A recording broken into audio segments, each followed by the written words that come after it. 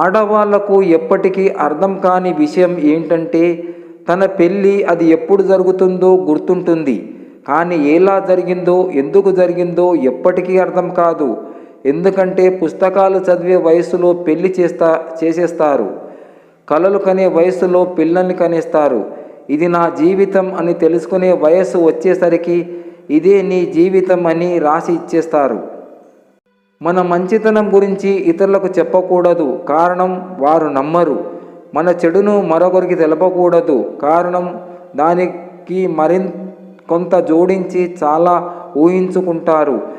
జీవితంలో ఒంటరిగా నడవడం నేర్చుకోవాలి. అలలు తగ్గాక స్నానం చేద్దాం అనుకుంటాడంట ఒకడు సముద్రాన్ని చూస్తూ. బాధ్యతలు తీరిపోయాక జ్ఞానం సంపాదించుకుందాం అనుకుంటాడంట ఇంకొకడు. వాడు ఎప్పటికీ స్నానం చేయలేడు, వీడికి ఎప్పటికీ జ్ఞానం రాదు. తండ్రి లేనప్పుడు పిల్లల్ని పెంచడానికి తల్లి పడే కష్టం అంతా ఇంతా కాదు. కొడుకు తల్లి కోసం జీవితం అంతా త్యాగం చేసిన తప్పులేదు.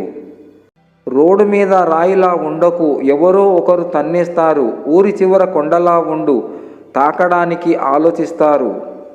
మన తెలివితేటలను ఎప్పుడూ మన బ్రతుకు బాగు చేసుకోవడానికి వాడాలి, కానీ ఇతరుల బ్రతుకు నాశనం చేయడానికి వాడకూడదు. జీవితంలో ఒకటి పొందాలనుకుంటే మరొకటి పోగొట్టుకోవలసి ఉండవచ్చు.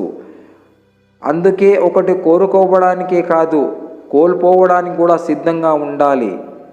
కష్టాలు వస్తూ పోతూ ఉంటాయి, వచ్చినప్పుడు భయపడకూడదు, పోయే వరకు పోరాటం ఆపకూడదు. ఎంత కరెక్ట్గా రాసినా రాంగ్ అనే పదాన్ని రాంగ్ అనే చదవాలి. అలాగే కొందరు మనుషులు అంతే, మనం ఎంత కరెక్ట్గా ఉన్నా వాళ్ళ దృష్టిలో రాంగానే కనిపిస్తాం. అబద్ధాలతో మోసాలతో కీర్తి ప్రతిష్టాలను ఎంత గొప్పగా నిర్మించుకున్నా అవి కుప్పకూలిపోవడానికి ఒక్క నిజం చాలు. అందుకే కష్టమైనా సరే నీతిగా బ్రతకడమే మనిషికి ఉత్తమ మార్గం. డబ్బుకు విలువను ఇచ్చే వాళ్ళ దగ్గర మానవత్వం గురించి మాట్లాడకు, మానవత్వానికి విలువను ఇచ్చే వాళ్ళ దగ్గర డబ్బు గురించి మాట్లాడకు. మనసుకి ఆశ ఎక్కువ, నచ్చిన ప్రతిదీ కావాలి అనుకుంటుంది. కాలానికి క్లారిటీ ఎక్కువ, ఎవరికి ఏం ఇవ్వాలో అదే ఇస్తుంది. పాపం ద్వారా సాధించే విజయం కన్నా పుణ్యం ద్వారా పొందే ఓటమి గొప్పది. మనిషి ఎప్పుడు ధైర్యంగా ఉండాలి, కష్టమైన సంతోషమైన నవ్వుతూ ఉండాలి. అప్పుడే జీవితం అంటే భయం ఉండదు, భవిష్యత్ అంటే బాధ ఉండదు.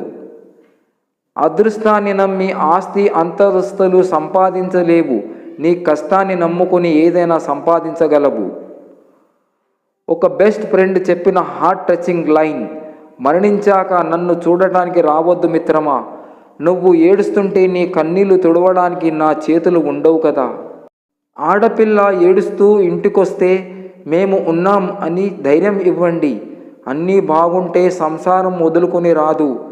పరుపు కోసమో పక్కింటి వాళ్ళ కోసమో మన ఇంటి ఆడపిల్ల జీవితాన్ని పణంగా పెట్టకండి. పోయేది మన బిడ్డ జీవితం. నా అన్నలు ఉన్నారని ధైర్యంతో పుట్టింటికి వస్తుంది. ఆడపిల్లలు ఉన్నవారు అర్థం చేసుకోండి.